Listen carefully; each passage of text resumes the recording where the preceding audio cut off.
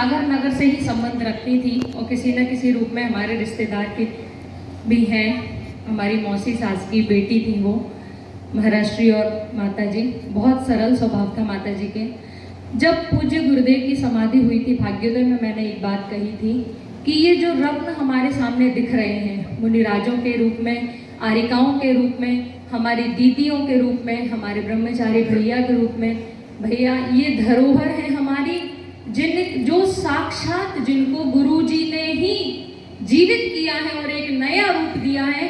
ये धरोहर कुछ दिनों बाद हमारी नई पीढ़ी को देखने वाली नहीं है। आज सिर्फ ये कहते हैं कि गुरुजी से दीक्षित हैं, गुरुजी के शिष्य हैं, आचार्य गुरुवर से संबंध रखते हैं। क्या ऐसे एक एक करके हम अपने रत्नों को खोएंगे? पूज्य मुनि श्री सौम्य सागर जी मात्र 1 इंच से रह गए थे सिर में जब चोट लगी थी।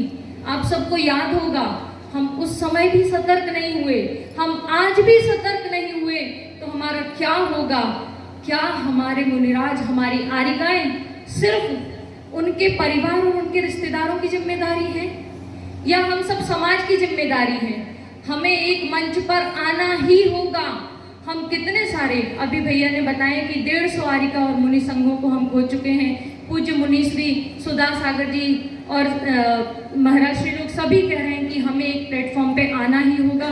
भैया गाड़ी नहीं चला पा रहे, कोई बात नहीं, एक लाउड स्पीकर तो रख लो, आचार्य विद्यासागर जी की जय, बोलो बोलो जय, कुछ भी बोलो कि भैया आने वाला संभल तो जाए। आगे पीछे एक लाउड स्पीकर चला दो कि हाँ हमारे माताश्री महाराष्ट्री आ रहे हैं। ये देव, शास्त्र और गुरु तीन की रक्षा करना हमें बहुत जरूरी है।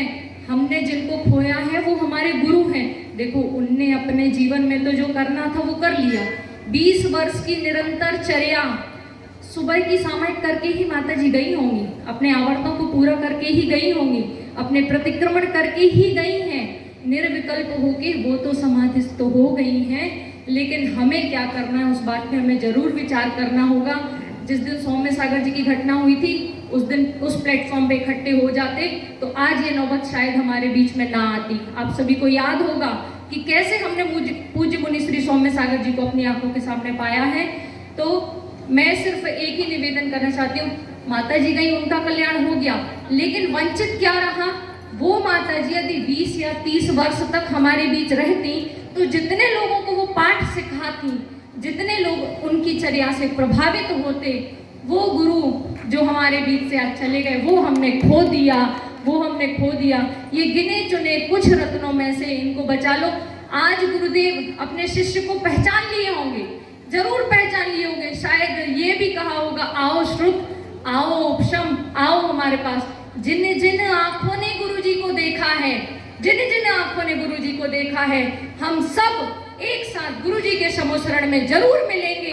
याद रखना ये बात।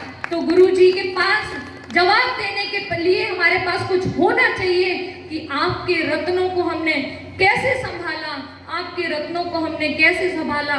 आज भैया जी ने बताया कि हम एक जुलूस निकालेंगे, उसका समय और स्थान आप कृपया कर बताएं कि हम उस किस समय पे एकत्रित होने वाले हैं।